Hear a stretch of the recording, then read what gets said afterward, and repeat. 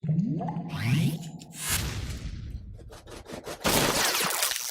ating mga committee heads and your respective members, thank you all of you guys for making it a very special day for all of us, no? Iniisip ko kanina, it's not about me, it's about the community and yung what are the things that we're able to offer sa community like this, no? I'm very happy meron pang entertainment value, no? So meron pa tayong global talent like Shan. So I am more than blessed to have all of you, no? I would like to give you a very small talk about my life in trading. I would like to give you sort of a quick talk wherein I would like to mention that sa buhay ko, the greatest play in my life is when I paused. No, I would like to be able to give you sort of a glimpse of my life with a hope and humble hope that all of you can pick something from this particular very special talk. No, hindi lahat ng I mean karaniwan sa atin we always some of us no even myself no and my old self I always felt na the greatest play in my life is when I am going forward. The greatest play in my life is when I am moving as fast as I can. The greatest play in my life is when I am restless. But I figured out that my life in trading is a good music altogether. My life in trading is a good marriage of music and fun. No, so I'd like to kind of give you sort of a quick story of my life, wherein I hope that you kind of pick a lesson of in our lives. Sometimes the greatest win in the greatest trade is something that we're able to get when we pause. I'd like to start by saying that this is somehow my life. This BTC chart used to be a good representation of my life. No, I always feel that oftentimes it's actually going up. It's actually going up, and then there are times when I have speed bumps at ito ay bumababa. May mga pagkakataon na ito ay umaakyat ulit at ito ay bumababa ulit. May mga pagkakataon na ito ay umaakyat na naman, ngunit sa bawat pagbaba, ito ay kumukuha ng buwelo at kumukuha ng mas mataas pang altitude sa aking buhay, no? And I always think of my life as an opportunity to inspire others.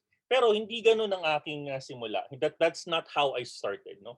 I'd like to give you a picture of at least no kahit hindi pa ako nakikita, at least nakita niyo si Coach MirandaMiner and what it is, who is he and what's in it in his head, no. I actually belong to a regular family of a Pinoy. You know, I came from a big family. We actually are 7 in the family and I am a middle child. No? Sabi nga nila, pag middle child, merong tinatawag na middle child syndrome. No? Ano ba yon? Ito ba yung tipong, oh, you don't feel special kasi there is a panganay and there is a bunso. No? We're actually 7 in the family and I'm second to the eldest. No? Second to the eldest is always what you call, sometimes ikaw yung co-panganay. No? If the panganay is not there, especially if the panganay is overseas, then you become the panganay. Or the expectation is also high on you. In other Filipino videos or Filipino movies, sometimes yung pangalawa, yun daw yung medyo merong mahinanakit sa magulang kasi ito daw yung hindi pinapansin.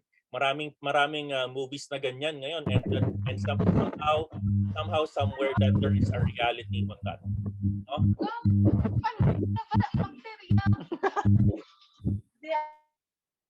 There is a reality on that. All right. So being part of a Pinoy family, alam niyo naman pag Pinoy ako, tayong lahat is we observe the Filipino tradition. I came from a mixed family. I have my lineage is my father's side is from the United States and my mother's side is from the Philippines. And it's a good opportunity to kind of observe different cultures, no? May pagka Phil-Am culture, may pagka totally Pinoy culture. And as I've said to some of you, both of my grandfathers from the from the from the father side and the mother side are both soldiers. So because of that, because they are both soldiers, bilang Pinoy na pamilya, kami ay nagkaroon ng maraming opportunity to travel. We have a lot of opportunity to travel. And as a young kid, isa sa mga nagustuhan ko because tinuruan kami ng aking tatay is how to play what you call a game of chess. I love playing chess. I do love playing chess. I've learned how to play chess because nung ako ay 4 years old, I already how to execute a Sicilian move. Sabi nga nila, what is a Sicilian move? No? My father is a great chess player. Siya yung nagturo sa akin dyan. Sometimes queenless siya. Sometimes he actually would like to play against me and my elder brother. At lagi nga sinasabi sa amin, sige, queenless ako, create your formation. And yes, I was 4 years old. I always have 2 moves ahead of him. At sometimes queenless siya at lagi kami natatalo sa kanya. No? And that is one of the reason why I fell in love with the game of chess. And siguro dito ko nakuha yung strategy game when I was a kid and when I was a young boy. No? I fall in love with the game because nakikita ko dito yung strategy. Sometimes I even play games of the generals. I even play Scrabble. Kaming family, when after dinner we do play Scrabble, we do play games of the generals ng tatay ko. Naalala ko pa noon, dinadaya pa namin yung spy, ginuguhitan namin kasi lagi kami natatalong mga generals because of the spy of my father. All right. When I was also a kid, everything is organized. No, when I was a kid, when I was 4 years old, naalala ko, my parents would actually require all of me, my brother, myself, and my 2 younger sisters. Apat pa lang kami noon, no, during the early 80s. Kung saan kami magkakapatid, lahat dapat ng aming mga notebooks may tinatawag na guhit. Ang aming ginagamit na ballpen is color black or color blue. Ang color red is only for rulers, no? Kailangan meron date ang aming mga notebook dahil nire-review ng aming magulang ang aming mga notebook. Dito ko nakuha yung skill set na kailangan you're very, very organized. Dapat nakaayos, dapat naka-arrange, dapat nakalapat ng maayos ang inyong mga notebooks, ang inyong mga textbooks. And I think that is one of the greatest things na nakuha ko sa aking magulang dahil it made me realize that organization is very, very important. Pero sa lahat ng yan, I know how to play a chess, I know how to organize. May mga challenges, no? May mga challenges. Sabi ko nga, I'm the middle child and there is a part of me that I would like to kinda ask for more. No, ako yung tipong I wanted to be noticed more. I wanted to receive the attention of my parents na laging busy because my parents are into politics. So when I further grow up, I fell in love with music. I fell in love with music and I did play a guitar. I did join a group na ako yung gitarista, bumuo kami ng maliit na banda and I used to play. And I also love music. No? Naghanap ako ng diversion aside from playing chess. And when I grew up, I also loved playing different types of sports, no, at kung ano-ano pa sa aking buhay, no. Because I was sabi ko sa sarili ko, I need to get more attention sa parents ko, so I need to further study hard. My brothers and sisters, they have their own honors and awards. So ako, hindi ako nagpatalo. Sabi ko, I need to also have my awards. I finished with a Latin honor degree on the many years ago. And at least, sabi ko sa sarili ko, at least na-notice din ako ng magulang ko.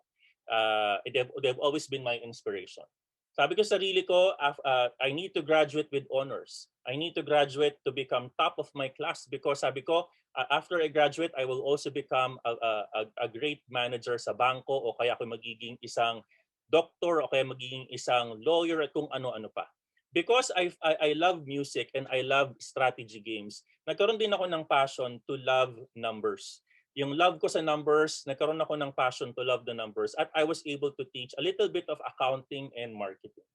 Sabi ko sa sarili ko, bilang isang graduate, marami akong pwedeng maturuan at I can always also inspire some people because of what my background is. I can also teach people how to play the music or baka basketball o kaya volleyball o swimming, ano-ano pa.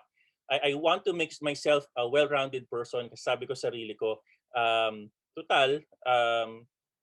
I have a lot of time in my hands. Pwede sigurong gumawa at mag-pursue ng other passions in life. Kaming family, because my parents are actually a part of a military family, we love traveling. We have always been traveling as a family, and we have been in different places. I remember myself, hindi ko alam kung naalala ninyo, nung sumabog yung Pinatubo, we were in Region 3 back then. It was the most miserable part of our lives because everything na napundar ng magulang ko and everything that we have were all lost by the volcanic eruption. Hindi ko makakalimutan yun because we had a 1 month of no light. No, talagang walang araw. We had a 1 month of no light, if I remember correctly, and then we have no water, we have nothing. No, talagang dilubyo. No, we are a traveling family. We also moved after that. We moved to our house in Cavite, which is my parents' house right now. But before even that, we also moved to San Juan, where I studied when I was also younger in OB Montessori. So kami ay traveling family. That's why I have met a lot of friends. Wala akong isang kababatang best friend. When I moved to a different province, a different area, I've met a lot of people. And I think because of that, it made me welcome different types of cultures, different types of traditions, different types of habits. Balik tayo sa buhay ko. I actually have a lot of ups, but there are also a lot of downs. So I finished college with a Latin degree, and it made me get a very good job. This very good job made me aspire for more. Ako ay napaka-idealistic na tao. Ako yung taong gusto ko naka-order, naka-organize lahat. At dahil sa sobrang energetic ko nung ako ay bata, nagkaroon ako ng maraming hindi magandang karanasan sa work. When I joined my first job opportunity, I told myself, napakaganda ng aking educational background, bakit ako magiging support staff? Bakit ako magtatrabaho ng ganitong klase ng trabaho at kung ano-ano pa? And then I earned my stripes when I was a student. When I was after graduation. After the first 2 years of my first 2 years after I graduated was the first 2 years of the most miserable life in my career. Akala ko dahil ako ay presidente ng student council, baka kaya ko ring i-inspire lahat ng tao sa kumpanya. Yung pala, lahat sila na matatanda pa sa akin have no respect to people who have no awareness and gravitas. They have no respect to people na hindi marunong makisama. They have no respect to people who are so self-centered. And that was me after graduation. Sabi ko, ang ganda ng family ko, ang dami ko na-achieve. But that is not supposed to be pala in the corporate world. And I earned a lot of my stripes. Fast forward, sinabi ko sa sarili ko, baka kailangan matuto at kailangan i-improve ang sarili.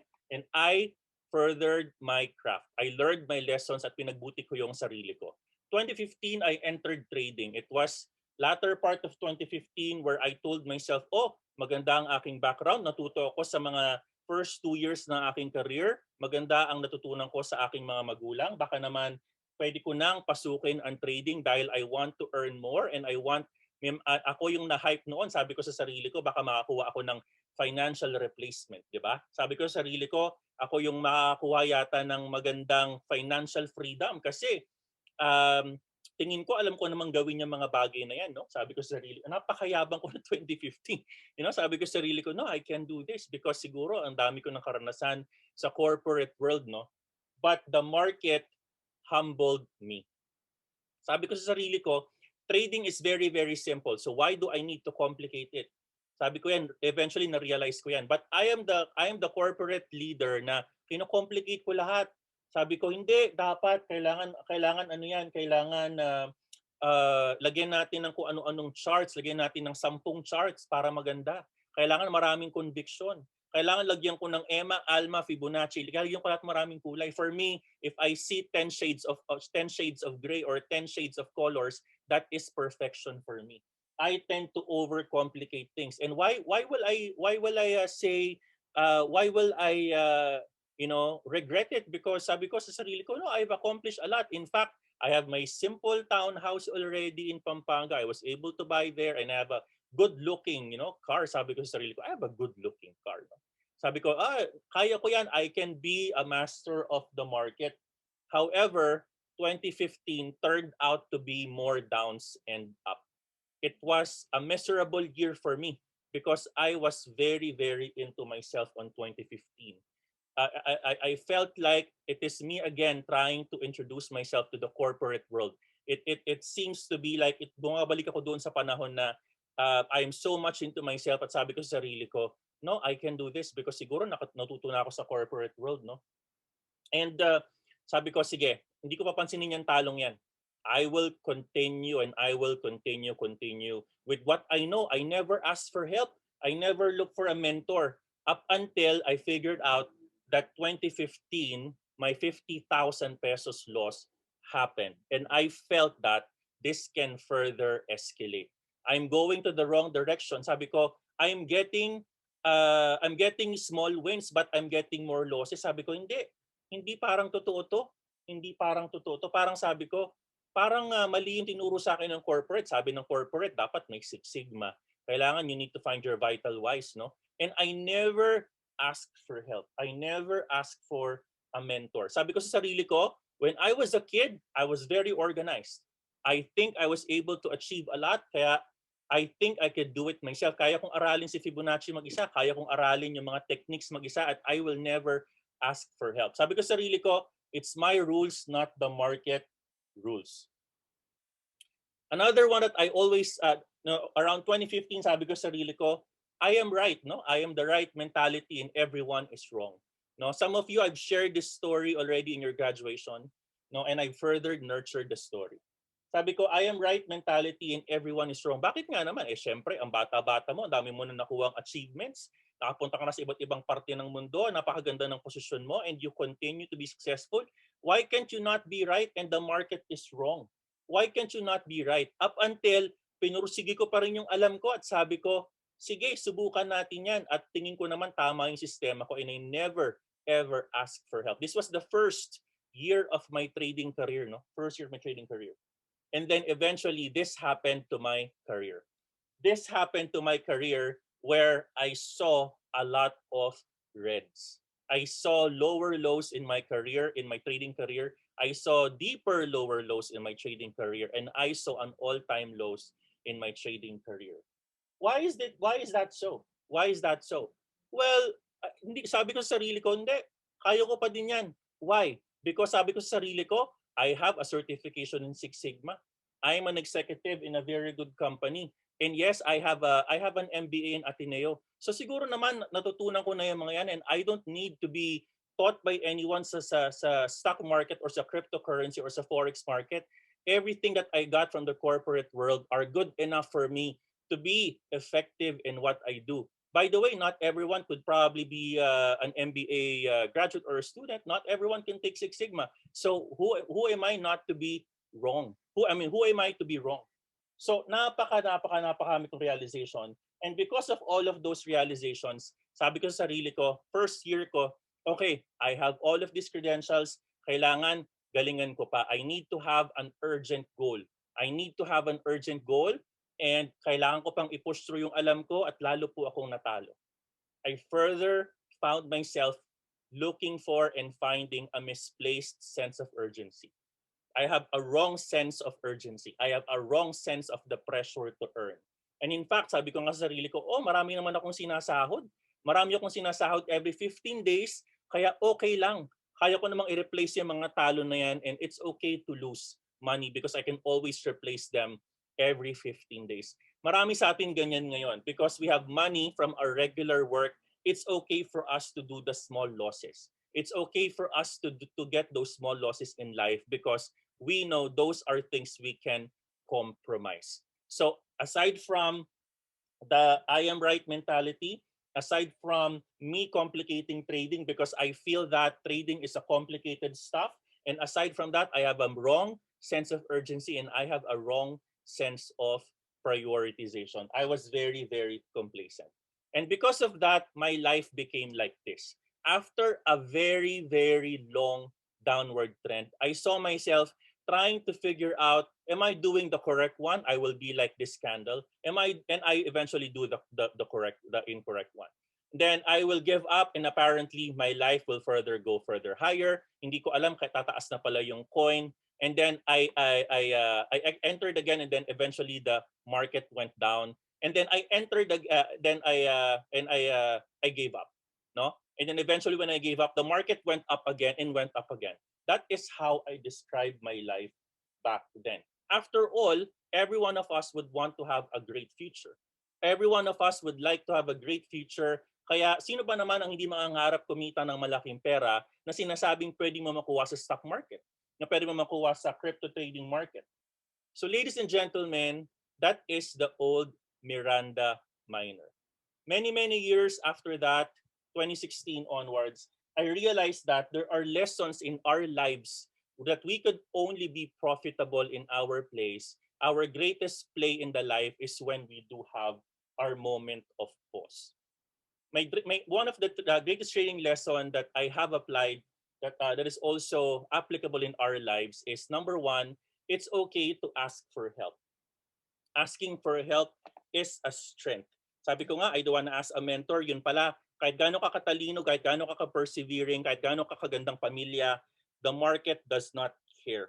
You know, asking for help is a strength. I would encourage all of you to find your mentor. Your learning would not be complete without getting a mentor and a community that would help you get all of your successes in life. Don't get me wrong. I feel I was successful, but I was never successful in trading. I was very successful in life, but I was never successful in trading. Sabi ko nga before, siguro ma-apply ko yung lessons ko in life in trading, yun pala baliktad. Mas ma-apply ko pala ang lessons in trading in my real life. Lesson number one was asking for help is a strength in trading. And that's also one thing that helped me in my personal life. And that made me help flourish my career. Because of me asking for help, I was able to learn a lot of lessons. I was able to be very, very profitable in what I do. I was able to also teach my lessons correctly because alam ko na meron akong hinihingian ng feedback. Ako humihingi ng feedback sa mga tao na nakapaligid sa akin. At asking for help is something na pwede palang gamiting strength o isang kalakasan. Asking for help is something that would not minimize you. Asking for help does not mean that you are a weak person. Asking for help actually is a strength. Because of this, and while I'm actually earning a lot of this, kinontinue ni Coach Miranda ang kanyang push sa kanyang regular life, and because of all of this, Coach MirandaMiner, aside from being profitable in trading industry, is also profitable in the regular world. The one you see in the right is my salary every 15 days. This is my salary every 15 days and I get it in my BPI account. I believe that because I was able to ask for the right people and the right help, I was able to be successful both in what I do in trading and what I do in my regular life. I am beyond blessed to have people, the moderators in this family, and all of you that keep on promoting our brand, the MirandaMiner brand. Aside from this, one of the lessons that I learned as well is to humble myself. It doesn't matter kung saan ka nanggaling na school. It doesn't matter kung saan ka nanggaling na family. It doesn't matter kung ano natapos mo. The market does not care. The market doesn't care of me. Yun pala yun. The market will not care of you. You need to be humble enough. You need to be humble. You need to pause para makita mo yung nangyayari sa paligid mo. And the market humbled me to the point that sabi niya sa akin, okay, ang yabang mo ha. Okay, maganda yung natapos mo. Okay, hindi ka nakikinig sa mga mentors mo. Ayan, talo ka. That is how the market humbled me. And I figured out I am nothing in the market. Wala po si Coach MirandaMiner if I don't learn on understanding the market. In fact, the greatest lessons in my life is when I tried to show humility and I tried to push people higher. That the greatest lessons in my life happened when I paused myself. The greatest lessons in my life happened when I shut down myself and listened to others. Humility made me enjoy my moments of pause. Sabi ko sa sarili ko, humility is something na pwede palang gamitin sa market kasi ang market pala dapat inaaral mo. Dapat pala ang market, you need to understand ano yung kanyang highs and lows, lower lows, higher highs, RSIs and MACD. Kailangan pala hindi ka mas marunong sa kanya. You need to understand meron palang anatomy ang market. And I think in our lives, guys, in our lives, tayo, and maybe this is a good reflection on a Sunday, tayo siguro mas mauunawaan natin ang ating buhay if we just pause for a moment. I think it's important that yes, we're truly energetic, but we need to channel our energy on the right areas. I think that moments of pause is where we get the greatest place of our lives. I think where we pause is when we set up the most profitable trade of our life. The moment of pause is when we set up the most successful plans in our lives. only if you try to listen and only if you try to listen to the community. And because I tried to listen, the destiny and the universe continued to bless me with the things that I have today. It continued to bless me with a lot of things that I have today. And also more than that, the people that continue to bless me, the people that are surrounding me. The people that continue to trust me and to continue to trust us, the Coach MirandaMiner brand, all around the world. I think we are all able to achieve this lahat tayo because tayo ay nakinig, tayo ay nag-pause, tayo ay nagbigay ng panahon sa iba na tumaas. Tayo gumawa ng paraan para matuto yung iba. I think that is the greatest lessons in my life in trading. That is when I paused and I tried to push other people up. Aside from this, and by the way, thank you, maraming salamat sa global love na binigay ninyong lahat from all around the world, from the Philippines, to Spain, to US, to Canada, to UK, to Italy, to Hungary, to China, to Russia, South Korea, Thailand, Korea, New Zealand, Australia, Japan. Everywhere in 3 months, we keep on growing. I am beyond amazed. Aside from this, we have 20,000 strong team members across our YouTube channel, 10,300 team members in Facebook, 5,500 people in Discord, and a lot more to come. More than this, I fell in love with the community. I fell in love with the community because I had my moment of pause. When I paused, mas nakita ko yung kalagayan ng community. Mas nakita ko na kailangan palang tumulong sa mga taong nangangailangan ng tulong. And what will I do to my salary if I cannot help? And that is the reason why, ladies and gentlemen, I've officially tendered my resignation in my office and I will be fully focusing in this career. I will give up a $500,000 salary per month because I love this community. I love this community and I will help this community to push all of you upwards. Push all of you upwards. And what is more important for me is to help this community. Community because I think that helping the community goes beyond being blessed. One of the months this year, sabi ko, I'm very, very blessed. I think I need to give back to the community.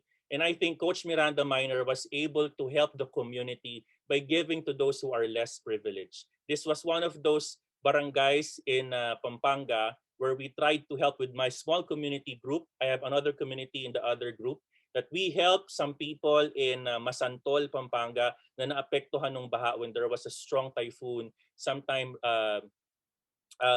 late of last year. It was an opportunity for me to zoom out. I think nakaka-zoom out ako because I paused. I was able to zoom out in the community because I was able to pause. I think I was able to give back because I paused. And lastly, the most important gift in my life is when I paused, I was able to find my own Miranda. I was able to find my own Miranda and gave me the courage and gave me the strength to always focus and move on and continue to inspire people in everything that they do. So I think, ladies and gentlemen, I think isa sa mga lessons ko sa aking trading life is the school does not matter. Your background does not matter. The market will humble you. And I think the universe will humble us. If we don't humble ourselves, we will not be successful. Sabi ko sa sarili ko, I'm already successful, but I never thought I will be even more successful with the blessing that this community gave me. With that said, guys, maraming salamat sa inyong lahat. And I hope that you continue to support our brand. Mabuhay tayong lahat, MirandaMiner Global Team. I love you guys.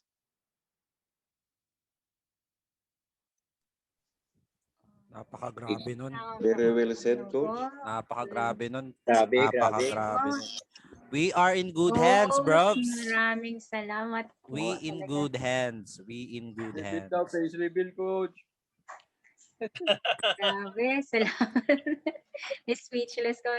Nakilala nyo lalo si Coach MirandaMiner doon, ha? At thank you din, no? Thank you sa support ninyo. At I'm beyond blessed, guys. I'm beyond blessed. I think more than the successes that I have, I think having this team is the most successful achievement I've ever had sa buong buhay ko. Having this family, kaya nga sabi ko sa mga leaders kahapon, I think I'm ready kasi it's not about what I'm receiving, but it's what I can give to the community. So maraming salamat. I don't think I know all of you, but the fact that you trusted Coach MirandaMiner is more than enough for me. Again, thank you so much for your love, guys. Yeah, let's all clap. No, grabe. Grabe, guys. Galing. Konting-konti na lang, Let's iiyak all, na ako. ano. Grabe, naiyak ba kayo, guys? Konting-konti na lang. Konti. Ano po, grabe yun. Ayun. Thank you, Coach. Thank you sa speech na yun. We in good hands. Parang ano. So, proceed na tayo sa last portion ng program. Before we end up the program, last, ano na tayo? Last, Ano, partner Jen? Raffle na ulit. Sige. Mukhang nagugutom na sila. Pwedeng tumawa. Hello. Coach, loading pa kasi parang Pwedeng tumawa. naglag lahat eh. Grabe, grabe Sorry yun mo, kasi, Coach, coach eh. grabe Grabe. Na-absorb po, Coach. Na-absorb Pawisan, coach. na-absorb pa Dinadamdam nila, pa. Coach. Kanina yung sinabi niyo, coach, na nag-withdraw kayo sa work niyo para lang sa amin. Grabe yun, coach. Kaya nga po, grabe po yun. Galing. I've already made my decision, guys. Pumataking luha ako rin, coach. Ano na yun? Grabe yun. Kung saan daw ako nag-resign, mag-a-apply daw sa...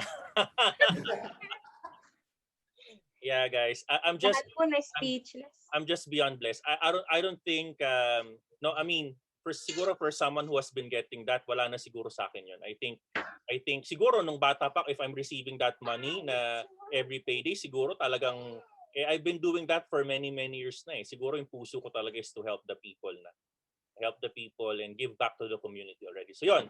Anyways, raffle na tayo, guys, yung ating last 2 raffle. Let's go. Alright, let's go. Okay. Ano ang next natin? Guys, So, gising pa ba kayo? Yes naman po. Meron Kailangan ata tayong paraffle. May dalawa pa, no? Pero I think iuhuli Oo. natin yun. Ihuli na natin. Oo. Sige, kaya mag-stay lang kayo. May dalawa pa tayong paraffle. $30 tsaka $50 yun. So, wag muna kayong umalis, guys. Yes, guys. So mag-ingay. Malaki-laki yun. Ito po, so yung susunod po natin, meron po tayong, ano ba? Ano ba natin? Paano ba introduce? Okay guys, pag sinabi naming ano, pwede ba tayong mag-open ng mic dito? 3 times. Meron po tayong special guest. Yes, special guest. Ready ka na ba, Gab? Yes po. Alright. Pag sinabi namin 3 beses, sasagot kayo ng, ano sasabihin? Ano, partner? Miranda. Pag sinabi sinabi namin natin Chito, dito, sasabihin nyo, sigaw silang Miranda. Okay. Buksan nyo lakasan lang nyo yung sigaw nyo ng Miranda. Lakasan kasi, nyo ha. Lakasan nyo guys. Miranda! face reveal natin. Face reveal Miranda! natin. Number. Miranda. Si Alden. Okay. Wait Okay, lang. sige, We're so sige. excited. Okay. 1, 2, 3. Chito! Miranda! Chito! Miranda! Chito! Miranda! Okay, Gabi. Ito, Miranda. Magbabaksakan dito in 5, 4, 3, 2. Sino nagalo? Music.